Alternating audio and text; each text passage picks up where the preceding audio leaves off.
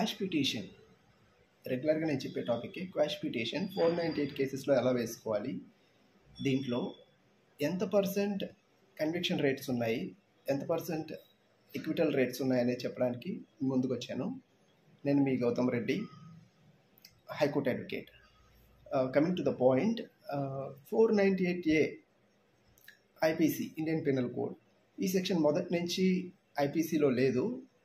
In 1983, the section was incorporated to help the women, to support the women, those who are harassing in matrimonial homes. ఎవరైతే matrimonial హోమ్స్లో హెరేజ్ అవుతూ ఉంటారో, ఇబ్బంది పడుతూ ఉంటారో, అత్తమామల చేత, భర్త చేత, ఇంకా ఆడపడుచుల చేత ఎవరైతే బాగా ఇబ్బంది పడుతూ ఉంటారో అలాంటి వారికి చేయూతనివ్వడానికి, సపోర్ట్ చేయడానికి వాళ్ళకి ఒక ప్రత్యేకమైన చట్టం ఇండియన్ పీనల్ కోడ్లో లేదు. కాబట్టి ఐపీసీ సెక్షన్ 498A అనేది ఇన్కార్పొరేట్ చేయడం జరిగింది. ఈ సెక్షన్ని మహిళలు కొంతమంది one shade of the section అయితే one shade of the women పాజిటివ్గా యూజ్ చేస్తుంటే another shade of the women are misusing the section. ఎలా అంటే some are using it like weapon for harassing the husband and the relatives of the husband and in-laws of the husband. In the meanwhile one shade of the section ఎలా ఉపయోగపడుతుందంటే shield of protection to the women. ఎవరైతే నిజంగా బాధితులు ఉంటున్నారో భర్త చేత కానీ, ఈ డౌరీ హెరాస్మెంట్ కేసెస్లో, ఇంకా గృహహింస కేసుల్లో 498A literally means cruelty in the matrimonial home. Matrimonial హోమ్లో ఎక్కడైతే క్రుయాలిటీ, హింస, ఇబ్బందులు పెడతారో భర్త కానీ, భర్త యొక్క తల్లిదండ్రులు కానీ, అంటే ఆడపిల్ల యొక్క అత్తమామలు కానీ, ఆడపడుచులు కానీ ఇబ్బంది పెడతారు. అలాంటి సిచ్యువేషన్స్లో ఈ 498A అనేది ఒక బ్రహ్మాస్త్రం లాంటిది. బట్ దీన్ని కొంతమంది మహిళలు just for settling their personal and financial scores, they are using this like a weapon and filing a false and frivolous cases in the police stations. Recently, I think a week ago, we have sought out this kind of case in the High Court by filing the quash petition under 482 of CRPC. In that case, initially we got the stay in the proceedings of lower court. ఏమైందంటే same situation, ఒక అమ్మాయి తన financial నీడ్స్ని fulfil చేసుకోవడానికి భర్త దగ్గర ఉన్న ప్రాపర్టీనో ఇంకా financial needs ఒక హ్యాండ్సమ్ అమౌంట్ని గ్యాదర్ చేయడానికి, అతన్ని భయపెట్టడానికి అతని మీద 498A కేసు ఫైల్ చేసింది.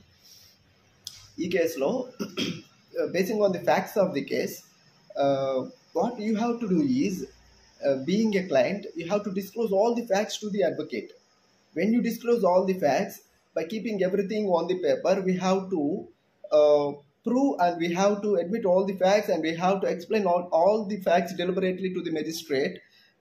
This is happening and these are the facts and this is the motive of the complainant.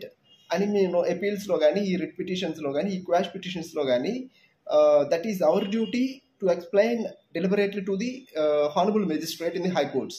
So the same thing was happened recently in a case. I just don't want to name.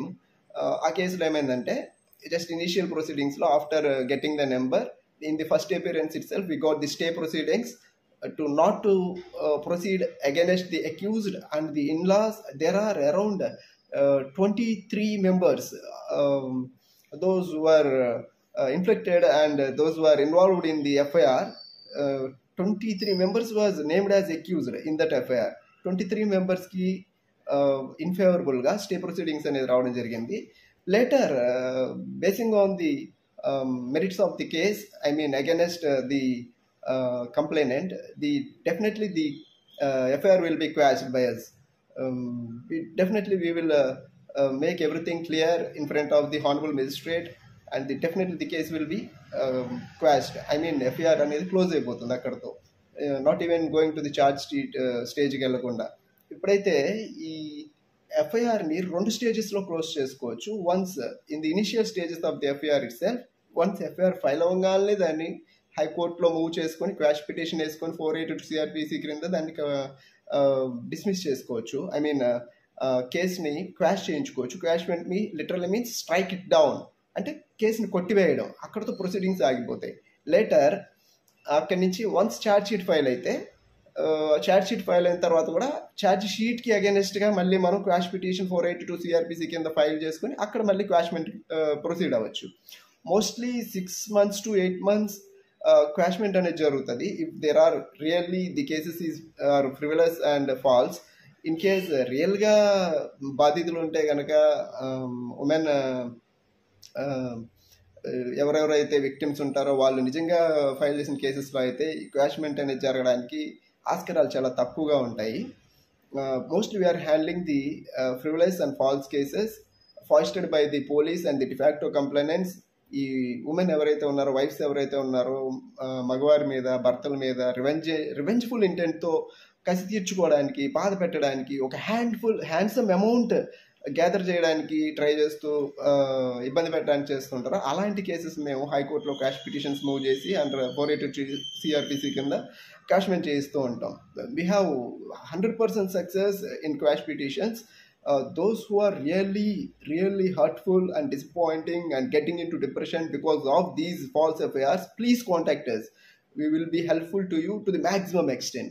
So రీసెంట్గా నేను మాట్లాడిన కేసుని ఎగ్జాంపుల్గా తీసుకుంటే, for instance ఆ కేసులో 23 members అక్యూజ్డ్గా పెట్టినప్పుడు accused number 4 to 7 అనే వాళ్ళు అబ్రాడ్లో ఉంటున్నారు, sisters of the husband. So వీళ్ళని ఎలా బయటికి తేవాలి? వాళ్ళకి రెడ్ కార్నర్ నోటీసులు ఇవ్వడం, వాళ్ళని అక్కడి నుంచి పిలిపించడం. Actually when the FIR has been instituted from that day there will be a chance to receive the 41A CRPC notice to the accused within 15 days. That is the duty bound by the concerned station house officer. They have to give time at least 15 days to the accused to come and receive the notice. Instead of that, they will be proceeding according to their norms and police manuals. అలాగా ఈ కేసులో ఎవరైతే అబ్రాడ్లో ఉన్న సిస్టర్స్ని మీద FIR file చేయడం జరిగిందో వాళ్ళకి ఫేవర్గా మేము స్టే ప్రొసీడింగ్స్ తీసుకురావడం జరిగింది. వాళ్ళు రాకుండానే, వాళ్ళు 41A CRPC నోటీస్ తీసుకోకుండానే we proved that the facts all the allegations all made in the FIR and the complaint are frivolous and false. So in that on that merit, the Honorable High Court Magistrate given the stay order against that false FIR. So the interesting fact ఏంటంటే, ఈ family కేసెస్లో most of the 498 కేసెస్లో charge sheet పడుతున్న cases according to national crime records bureau 2012 2 lakh cases వరకు ఉన్నాయి. ఆ 2 lakh కేసెస్లో charge sheet file చేయబడిన కేసెస్ 2 lakh వరకు ఉన్నాయి. ఆ కేసెస్లో, ఈ 2 lakh కేసెస్లో ఈ ఉమెన్ మీద, ఐ మీన్ అత్తగారి మీద, లేక ఆడపడుచుల మీద, అంటే ఉమెన్ అక్యూజ్డ్ ఉన్నది 50,000 వరకు ఉన్నారు. I mean 1/4 of the total charge sheet filed on the accused.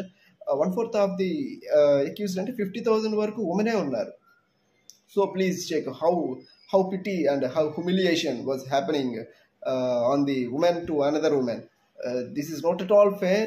So basing on all the facts and evidences, ఈ టోటల్ ఈ క్రైమ్ రికార్డ్స్లో చూసుకుంటే ఈ 100% కేసెస్ ఉంటే దాంట్లో 7% వరకు విత్డ్రాన్ అవ్వడం, కౌన్సిలింగ్లో మళ్ళీ కలిసిపోవడం, వైఫ్ అండ్ హస్బెండ్ నామినల్ అయిపోవడం, again they start their regular life.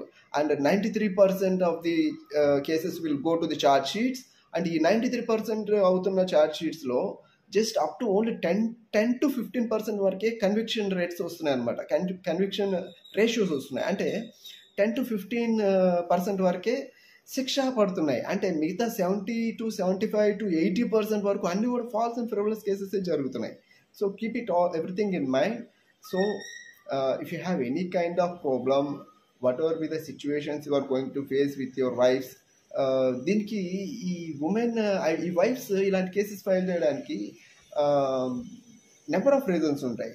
Like వాళ్ళు మీ నుంచి ఏదైనా ఫినాన్షియల్ గెయిన్ అవ్వడానికి, లేకపోతే మీరు డైవర్స్, వాళ్ళు ప్రపోజల్ పెట్టినప్పుడు మీరు డైవర్స్ ఒప్పుకోకపోవడానికి, ఇలాంటి వాటిల్లో you have number of remedies. In the beginning what the remedy which you have is just by going to the police station and receiving the 41A CRPC notice. That is the simplest station bail. I already told you that this 498A IPC section is only bailable and cognizable. Ante bailable, non-bailable and cognizable. And the punishment which it is having only up to 3 years. In Arnesh Kumar versus state of Bihar కేసులో supreme court కొన్ని guide lines ఇచ్చింది. ఎవరెవరైతే అత్తమామల్ని, మంచాల మీద పడి ఉన్న అత్తమామలను కూడా కేసుల్లో ఇరికించి, కేసులు కోర్టు మెట్లు ఎక్కలేని వాళ్ళని, స్టేషన్కి కూడా వెళ్ళలేని వాళ్ళని కూడా కేసులు ఇరికిస్తున్నారో, ఇలాంటి వ్యవహారాన్ని దృష్టిలో పెట్టుకుని in Arnesh Kumar versus state of Bihar అనే కేసులో సుప్రీంకోర్టు పోలీస్ వారికి కొన్ని గైడ్ లైన్స్ ఇవ్వడం జరిగింది. ఈ 498 కేసెస్లో మాత్రమే కాదు, to which the cases having the punishments only under 7 years and extend to the 7 years. ఏ అయితే కేసులకి 7 years వరకు పనిష్మెంట్ ఉంటుందో అండ్ 7 years కంటే తక్కువ ఉంటుందో ఆ ప్రతి కేసులో కూడా స్టేషన్ హౌస్ ఆఫీసర్ అంటే investigation officer who received the complaint just by lodging the FIR and should give the 41A CRPC notice to the accused and leave him on the circumstances and consequences of the cases. ఇమీడియట్గా arrest చేయకూడదు అని చెప్పి ఒక guide line ఇవ్వడం జరిగింది. So ఇమీడియట్గా మీ మీద FIR file అయితే just go and take receive the 41A CRPC notice. If you feel that just 41 CRPC notice ఇచ్చి పోలీసు వారు వదలరు, కేసులో గ్రావిటీ ఎక్కువ ఉంది, సర్కమ్స్టెన్స్ని బేస్ చేసుకుని అరెస్ట్ చేస్తారని ఫీల్ అయినప్పుడు యూ జస్ట్ నాక్ the doors of an advocate so that we can file an anticipatory bail under 438 of CRPC. మీకు 438లో యాంటిసిపేటరీ బెయిల్ హైకోర్టులో మూవ్ చేస్తాము. ఇమీడియట్గా మీకు మిమ్మల్ని అరెస్ట్ చేసే ప్రాసెస్ అనేది ఆగుతుంది. వన్స్ మీద ఆగిన తర్వాత later you can go for quash petition or if you want to go for trial there you can face the trial basing on the merits of the case. So ఇలా మీరు ఇలాంటి కేసెస్ని సింపుల్గా ఒక అడ్వకేట్ ద్వారా handle చేయొచ్చు. We are facing many of the cases which are moving many of the quash petitions in 498A cases. So please clients don't worry. ఎప్పుడైతే మీకు ఈ 498A కేసెస్లో కానీ ఎనీ క్రిమినల్ ప్రొసీడింగ్స్లో కానీ ఎనీ కైండ్ ఆఫ్ క్రిమినల్ కేసెస్లో కానీ, criminal cases are different from criminal proceedings. Like criminal proceedings అంటే check bounce cases డైరెక్ట్గా కోర్టులో అండ్ ఫైల్ చేయడం, and in meanwhile another like matrimonial డిస్ప్యూట్స్లో 125 CRPC మెయింటెనెన్స్ కేసులు డైరెక్ట్గా స్టేషన్లో కోర్టులో ఫైల్ చేయడం, వీటన్నిటిని క్రిమినల్ ప్రొసీడింగ్స్ అంటారు. And in criminal cases means directly filing the FIR in the police station. ఏవే కేసెస్లో డైరెక్ట్గా పోలీస్ స్టేషన్లో 7 years కంటే తక్కువ పనిష్మెంట్ ఉన్న కేసెస్లో ఎఫ్ఐఆర్ అయితే లాడ్జ్ చేయందో first you have to go through the FIR and the complaint and come to know what are the sections invoked against you. Once మీరు అది తెలుసుకున్న తర్వాత మీకు ఏమేమి ప్రావిజన్స్ ఉన్నాయి, మీకు ఏమేమి ప్రివిలేజెస్ ఉన్నాయి, what are the ways to come out of that case.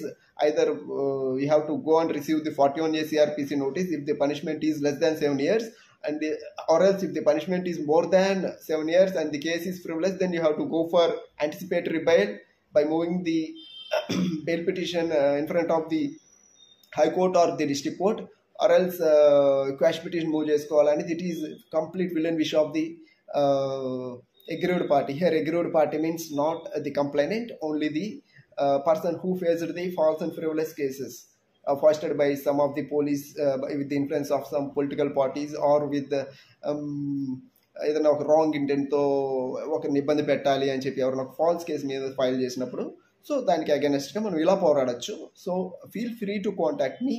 I am High Court advocate. If you want my contact number, I will give it in my description, even on the thumbnail.